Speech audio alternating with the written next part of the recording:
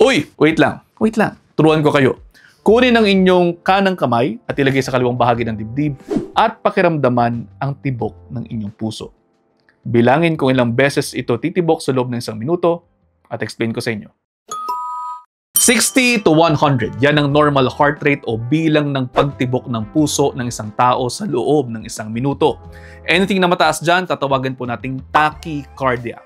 At anything na mababa dyan, tatawagan po nating bradycardia. Ha?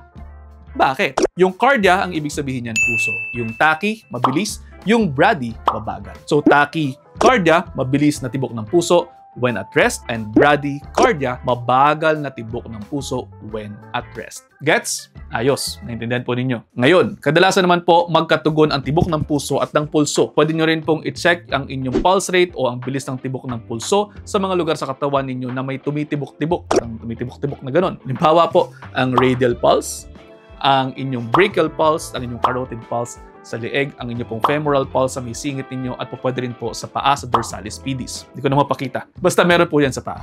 Ngayon, baka po ang tanong ninyo, bakit makalagang malaman yan? Diyan po sa mga areas na yan kasi po pwede ninyong tingnan ang pulso ng tao kung may makikita kayo nakahandusay sa daan. Kung walang pulso, walang tibok ang puso at wala ring signs ng paghinga, baka kinakailangan po ninyong mag-start ng CPR o basic life support.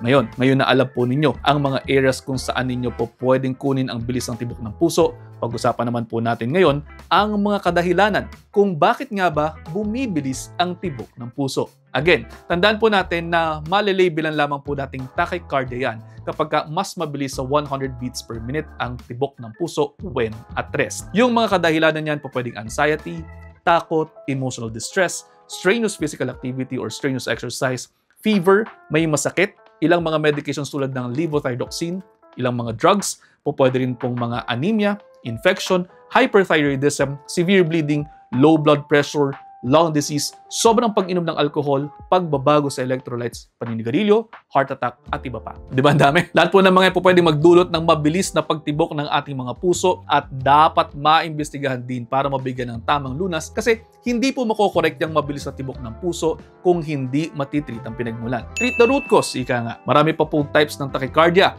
Meron ding mga nagbabago din kasi ang rhythm or ng tibok ng puso. Kung ang normal po ay lub-dub, po pwede po maging labidab, lab-tiblab, lab-tidiblab. Po pwede rin pong iba, mabilis na panayon, at yung iba naman, po pwede rin pong may permutations yan na hayaan nyo ng doktor ninyo may problema kasi kami naman po ang magbibigay ng gamot para sa inyo dyan. Ang mas kinakailangan nyo pong malaman ay kung kailan kayo dapat magpakonsulta. So eto na, ipacheck up po ninyo ang inyong mga sarili o ang inyong mga loved ones. Kung mayroon pong kasama yung panakit ng dibdib, hirap sa paghinga, pagkapagod, pagkahilo, at pagiging parang pakiramdam na nag-fade kayo.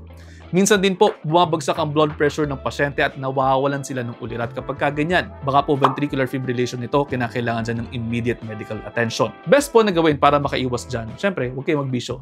And then, dapat kumakain kayo ng tama, nag-ehersisyo kayo, iniiwasan nyo ang stress, kontrolin ninyo ang inyong blood pressure, ang inyong blood cholesterol at inyong blood sugar, at matulog kayo ng mahimbing. At sana ngayong gabi, may mga minamahal kayong kapiling. Lamang muna. Sana po may natutunan, pakishare sa inyong mga kaibigan at mag-follow ka na rin naman. See you next time.